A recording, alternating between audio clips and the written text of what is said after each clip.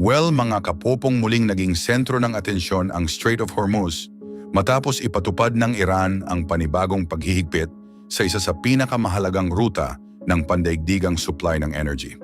Ang hakbang na ito ay agad na nagdulot ng pag-aalala hindi lamang sa Middle East kundi pati sa mga tao sa mundo dahil sa laki ng papel ng nasabing daanan sa pagdaloy ng oil at sa kabuuang stability ng global market. Ang Strait of Hormuz ay napakahalagang ruta kung saan dumadaan ang malaking bahagi ng global energy supply. Dahil dito, anumang pagbabago sa operasyon nito ay may direktang epekto sa presyo ng fuel at sa takbo ng ekonomiya sa iba't ibang bansa. Sa pinakahuling pangyayari, sinabi ng mga opisyal ng Iran na ang kanilang desisyon ay tugon sa umiiral na mga restriksyon at presensya ng foreign forces sa rehiyon na ayon sa kanila ay nakakaapekto sa seguridad ng lugar. Mga kapopong, sa mga oras na ipinatupad ang paghihigpit, agad na nagkaroon ng pagtaas sa presyo ng oil sa pandaigdigang merkado. Mabilis na nag-react ang mga trader at eksperto na nagdulot ng paggalaw sa stock market at pag-aalala sa posibleng kakulangan sa supply. Para sa mga bansang umaasa sa imported energy, ang ganitong sitwasyon ay nagbigay ng panibagong hamon na maaaring makaapekto sa kanilang ekonomiya at sa presyo ng mga pangunahing bilihin. Sinabi ng mga eksperto na ang ganitong pangyayari ay hindi lamang issue ng isang rehiyon kundi isang global concern. Kapag nagpatuloy ang limitasyon sa Strait of Hormuz, posibleng tumaas pa ang presyo ng transportasyon, produksyon at iba pang serbisyo na nakadepende sa fuel. Dahil dito, maraming industriya ang nagiging maingat sa kanilang operasyon at nagpaplano ng alternatibong paraan upang mapanatili ang tuloy-tuloy na supply chain. Sa panig ng United States, mga kapupong, patuloy ang pagbabantay sa sitwasyon. May mga pahayag mula sa kanilang mga leader na mahalagang mapanatiling bukas ang ruta upang masiguro ang tuloy-tuloy na daloy ng supply ng energy sa pandaigdigang merkado. Gayunpaman, nananatiling komplikado ang sitwasyon dahil sa magkakaibang posisyon ng bawat panig na nagiging dahilan ng mabagal na pag-usad ng mga usapan. Ang ibang bansa naman, mga kapopong, ay nagsagawa na ng mga plano upang mabawasan ang epekto ng posibleng kakulangan sa supply. Kabilang dito ang paghahanap ng alternatibong ruta, pagtaas ng kanilang reserba ng energy at pagrepaso sa kanilang import strategies. Gayunpaman, ayon sa ilang eksperto, hindi madaling mapalitan ang papel ng Strait of Hormuz dahil ito ay isa sa pinaka-epektibong ruta sa pandaigdigang kalakalan ng oil. Bukod sa usaping ekonomiya, may mga alalahanin din sa seguridad ng rehiyon. Ang presensya ng mga barko at puwersa mula sa iba't ibang bansa ay nagpapakita ng kahalagahan ng lugar. Ngunit kasabay nito ay ang posibilidad ng hindi inaasahang insidente na maaaring magdulot ng karagdagang tensyon. Kaya naman mas pinaiigting ang monitoring at coordination sa pagitan ng mga bansa na may interes sa lugar. Mga kapopong, sa gitna ng sitwasyon, nananatiling open ang diplomatic efforts. May mga panawagan mula sa mga tao sa mundo na resolbahin ang issue sa mapayapang paraan upang maiwasan ang mas malawak na epekto sa ekonomiya at seguridad. Ang patuloy na pag-attend ng iba't ibang bansa sa mga usapan ay nagpapakita ng pagsisikap na maibalik ang stability sa rehiyon at mapanatili ang maayos na daloy ng global energy supply. Sa ngayon, mga kapupong, wala pang malinaw na kasunduan kung kailan muling magiging normal ang operasyon sa Strait of Hormuz. Ang kawalan ng katiyakan ay patuloy na nagdudulot ng pag-aalala sa global market at sa mga bansang umaasa sa tuloy-tuloy na supply ng energy.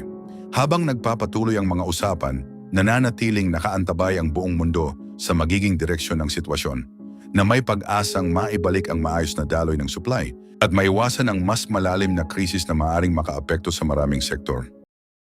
Well, mga kapopong, sa mga oras na patuloy ang tensyon sa Middle East, nagpalitan ng pahayag ang United States at Iran tungkol sa posibleng kasunduan na magbibigay daan sa pagbawas ng sagupaan sa rehiyon. Si President Donald Trump ay nagpakita ng kumpiyansa na maaaring makamit ang agreement sa kabila ng mga hamon at hindi pa malinaw na sitwasyon sa ground. Ayon sa kanya, may pag-asa pa rin na magtutuloy-tuloy ang usapan upang makabuo ng mas matatag na kapayapaan at estabilidad. Matapos ang ilang linggo ng sagupaan na nagsimula noong huling bahagi ng Pebrero, nagkasundo ang dalawang panig sa isang pansamantalang ceasefire. Layunin nito na bigyan ng espasyo ang negosasyon at bawasan ang tensyon. Isa sa pinakamahalagang issue ay ang Strait of Hormuz isang makitid ngunit kritikal na daanan ng global oil supply. Kahit may ceasefire, maraming barko pa rin ang hindi makagalaw ng normal na nagdulot ng pangamba sa supply ng energy sa iba't ibang bansa sa Asia at mga tao sa mundo. Si President Trump, mga kapupong, ay nagbigay ng matitinding pahayag laban sa Iran at sinabi niya na hindi natutugunan ang inaasahang daloy ng supply sa mahalagang ruta. Binibigyang diin niya na mahalaga ang pagbabalik ng normal na operasyon sa Strait of Hormuz upang matiyak ang maayos na global trade. Sa kabila ng kritisismo, nananatili siyang optimistiko na may posibilidad pa rin ng mas malawak na agreement sa pamamagitan ng tuloy-tuloy na usapan. Ang posisyon ng Iran ay masalimuot. May mga bahagi ng ekonomiya at infrastruktura na naapektuhan, ngunit ipinakita rin nila na may kakayahan silang makaapekto sa global trade routes dahil sa impluensya nila sa Strait of Hormuz. Ayon sa mga eksperto, ito ay nagiging mahalagang leverage sa negosasyon. May mga ulat din na isinasaalang-alang ang bagong kondisyon para sa mga barkong dumadaan, kabilang ang posibleng fees para sa oil shipments, na nagdulot ng iba't ibang reaksyon mula sa mga leader sa iba't ibang bansa.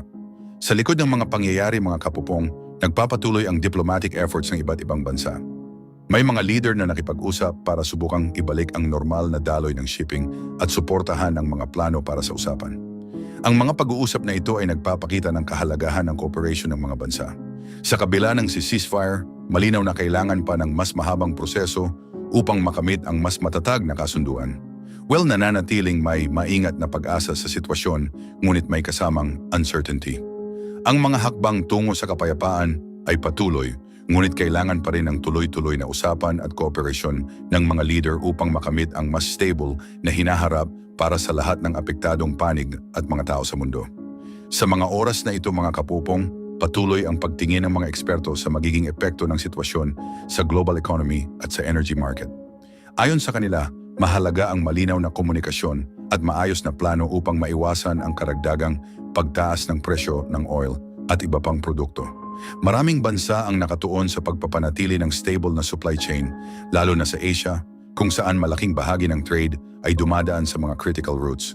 Binibigyang diin ng mga leader ang kahalagahan ng kooperasyon upang mapanatili ang stability at maiwasan ang karagdagang tensyon. Sa kabila ng mga hamon, may mga hakbang na isinasagawa upang palakasin ang usapan at hikayatin ang mas malawak na agreement na magiging kapaki-pakinabang sa lahat ng panig at sa mga tao sa mundo.